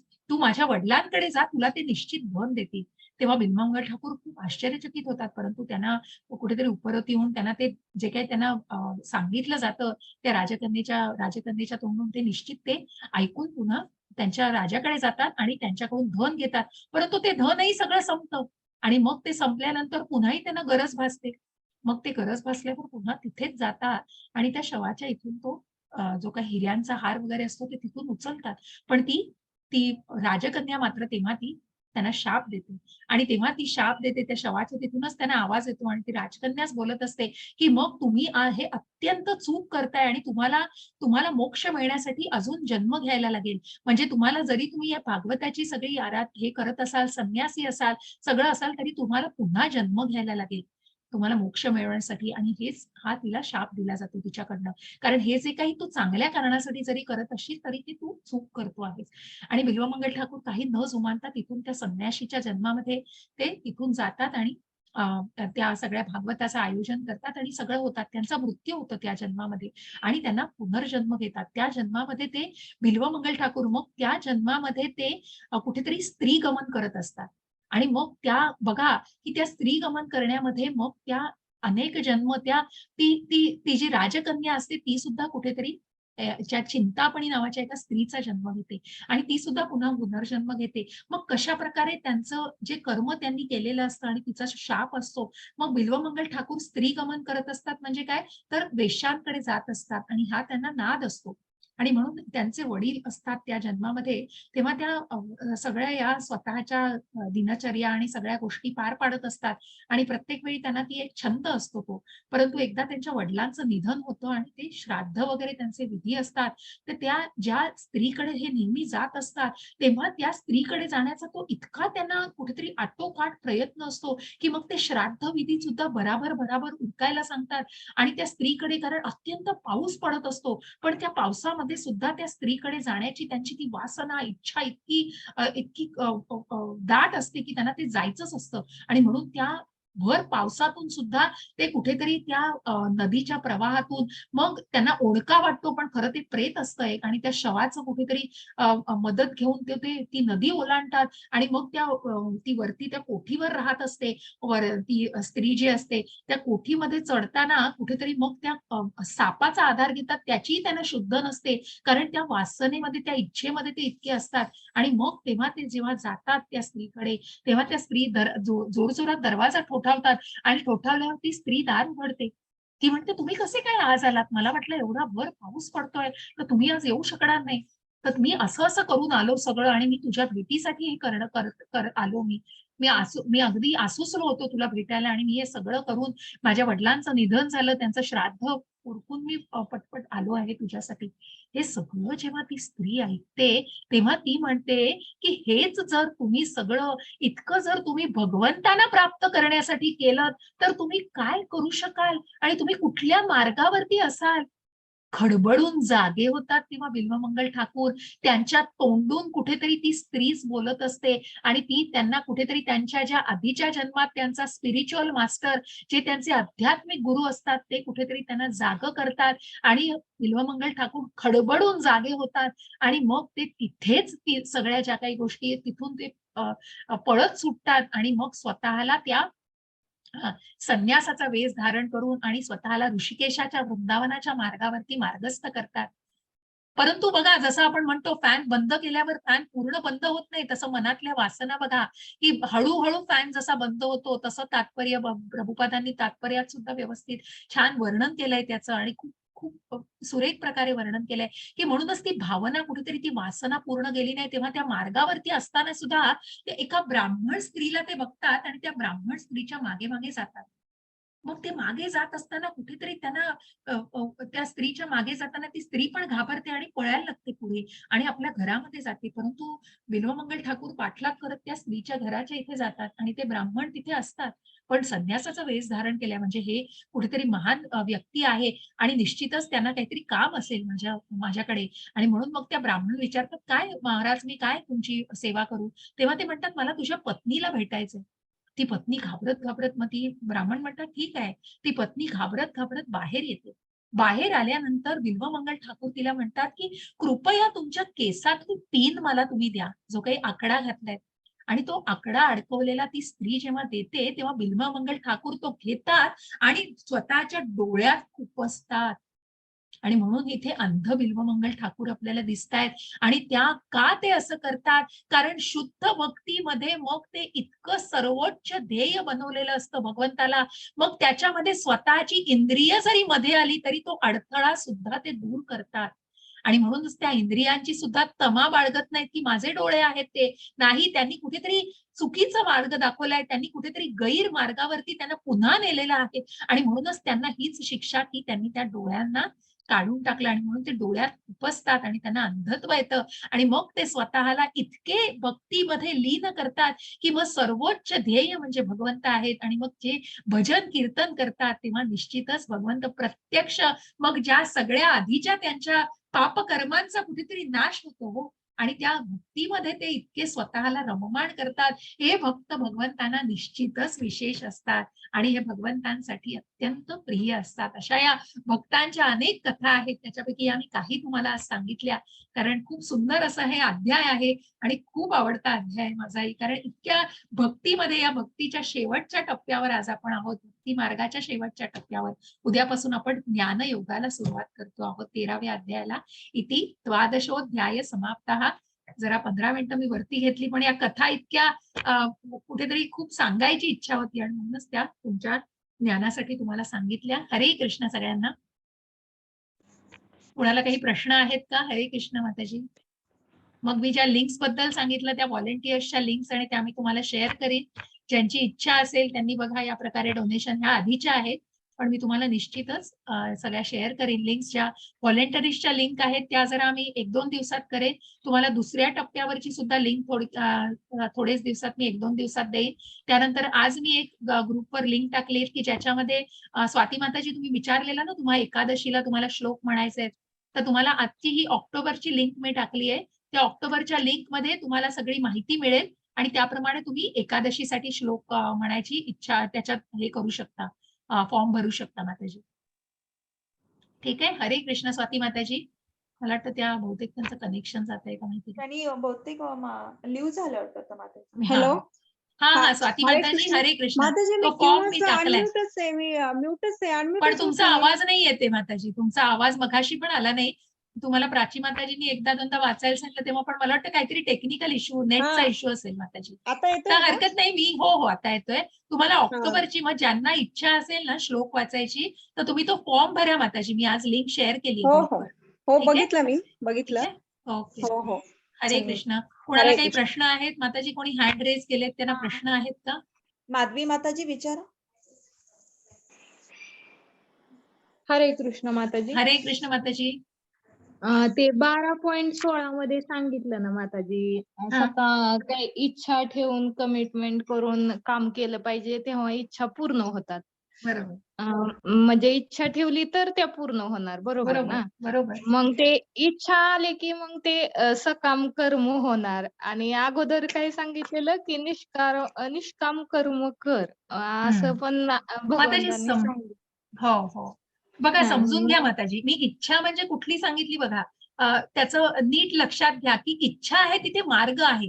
म्हणजे जर नामस्मरण करायची इच्छा असेल बघा, इच्छा म्हणजे कुठल्या सकाम म्हणून तुम्हाला जे 4 आत्ताच्या भक्ती सेवा सांगितल्या आहेत की पहिली अनन्य भक्ती आहे, ज्याच्यामध्ये मन आणि बुद्धी स्थिर करा. तेही जमत नसेल तर नियम पाळा, तुमचं कर्म अर्पण करा. मग ते कर्म कसं करू शकाल, तर तुम्ही काही सेवा देऊ शकता, तुम्ही ह्या सगळ्या लिंक्स शेअर करणं किंवा तुम्ही व्हॉलेंटरीली काही सेवा करू शकता. त्यानंतर तेही शक्य नसेल तर मग तुम्ही काय करू शकता, सकाम कर्मातलं जे काही फळ आहे तुम्हाला मिळणारं ते तुम्ही दान, मग तुमचं अन्नदान, तुमचं धन, तुमचं जे काही तुम्हाला दान स्वरूपात देता येत असेल ते तुम्ही, तुमचा वेळ तुम्ही दान करू शकता भगवंतांसाठी. आणि त्याच्याही पुढे ज्या 12.16 मध्ये दिलंय माताजी की मग तुम्ही नामस्मरण करण्याची इच्छा जर असेल तर तुम्ही दैनंदिन क्रियांनाही त्या प्रकारे प्रायोरिटाईज करू शकता माताजी. मग त्या प्रकारे तुम्हाला दैनंदिन क्रिया आड यायला नको. उद्दिष्ट लक्षात घ्या माताजी, इच्छा म्हणजे ती इच्छा नाही, सकाम कर्म सुद्धा भगवंतांनी स्वीकारलेलं आहे. त्या कर्माला सुद्धा तुम्ही भगवंतांना फळं आणि कर्म अर्पण करू शकतात. परंतु ही जे 12.16 सांगते तिथे कुठेतरी दैनंदिन क्रियांवर उजेड हे केलंय माताजी. आणि तिथला सांगण्याचा उद्देश हा आहे की तुम्ही जरी तुम्हाला अनेक दैनंदिन रोजची दिवसभराची कामं असतील तरी ती तुम्ही अशा प्रकारे करू शकता. मग मला माझं डोकं दुखतंय, मला हे काम करायचंय, मला ते काम करायचंय म्हणून मला नामस्मरण करायला जमत नाही, ही तुमची एक्सक्यूज आहे माताजी. हे तुम्ही 1000 एक्सक्यूज आहेत तुमच्याकडे. पण जर तुम्हाला नामस्मरण करण्याची नितांत मनातून श्रद्धा असेल, इच्छा असेल तर तुम्ही या सगळ्यातनं मार्ग काढू शकता. तुमची इतर 99 कामं सुद्धा सुकर होतील त्याच्यामध्ये आणि तुम्ही निश्चित त्याप्रमाणे प्राथमिकता देऊ शकता त्या गोष्टींना. हे जाणा माताजी, आलं लक्षात? आणि म्हणून तुमच्या दैनंदिन क्रियांना तुम्ही त्याप्रमाणे प्राथमिकता देऊ शकता माताजी. हे जाणा, आलं लक्षात? हरे कृष्ण माताजी. माधवी माताजी हरे कृष्ण. ते गेला. हरे कृष्ण. हरे कृष्ण माताजी. माधवी माताजी. नाही, त्यांचा आवाज येत नाहीये. म्यूट आहे, मी तुम्हाला अनम्यूट केलं माताजी, घ्या. हा करा मी पण unmute. सारखं म्यूट होते. हा हा हा माधवी माताजी हरे कृष्ण, आलं लक्षात?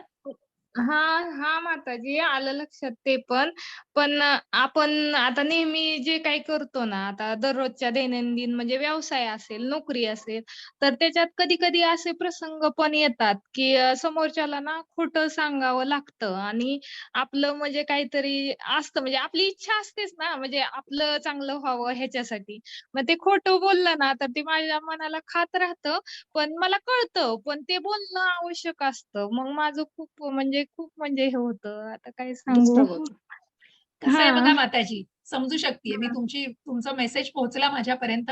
बघा हा की भगवंत सांगतायत मग की चांगल्या गोष्टींसाठी, मग एखाद्याच्या काहीतरी आपण जेव्हा मुलांना ओरडतो किंवा काही गोष्टी सांगतो मग ते त्यांच्या फायद्यासाठी आपण करतो, बरोबर?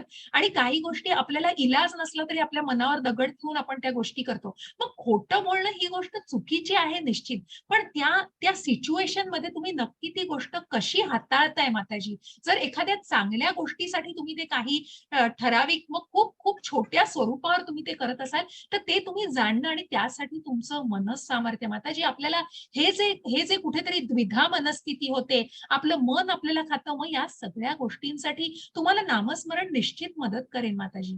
तुम्ही प्रयत्न करून बघा.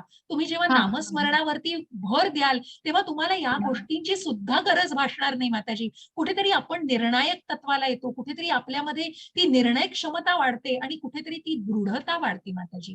आणि हे प्रयत्न करा.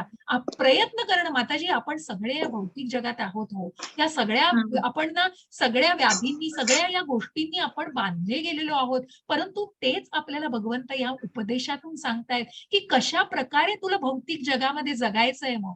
मग या सगळ्या गोष्टींना तोंड देत मग अनेक जन्म घ्यायला लागतील हो आपल्याला त्या गोलोक धामाला, भगवंतांच्या धामाला जायला. परंतु निदान पुढचा जन्म तुम्हाला मनुष्य जन्म मिळून तुम्ही अजून तुमचं पुण्यकर्म वाढवू शकाल, हे लक्षात घ्या. आणि म्हणूनच त्यासाठी तुम्ही तुमचं मनस सामर्थ्य, तुमचं बुद्धी सामर्थ्य, तुमच्या ज्या आत्म्याला आपण जे म्हणतो की आपण आत्मधारी भावनेवर जेव्हा जगू तेव्हा आपण त्या गोष्टींवर आध्यात्मिक विचार करू. आणि म्हणूनच मग या ज्ञानाला कुठेतरी तुम्ही त्या प्रकारे आत्मसात करून प्रयत्न करा माताजी. प्रयत्न करायचा ही खूप प्राथमिक लेवल आहे. आपण सगळे अपराध भावामध्ये नामस्मरण करतोय माताजी. आपलं हा, मन हा, एका हा. जागी नसतंच हो. आपण 50 हो. ठिकाणी फिरून येतो नामस्मरण हो, करताना. हो, पण हो. पण त्याचा प्रयत्न करायचा. मग जे काही 5 मिनिटं कराल त्या गोष्टीचं वाईट वाटून घेण्यापेक्षा त्याच्यातच बसायचं नाही. मग मी हे का केलंय, असंच का झालं, तसं नाही. त्याच्यातनं कुठेतरी इच्छेने मार्ग काढायचा आणि स्वतःला कुठेतरी सामर्थ्यवान बनवत जायचं. जसं अर्जुनाचं झालं होतं माताजी. मग त्याचं काय झालेलं? विषण्ण झालेला, विलाप होत होता, की मला नाही हा, करू शकत हे ते. मग कशा प्रकारे मनोबल वाढवलंय भगवंतानी. ते मनोबलच वाढवायचंय माताजी या ज्ञानाने आपल्याला. हा, समजतंय? हा. हरे कृष्ण माताजी. हरे कृष्ण हरे माताजी. कृष्ण खूप हरे छान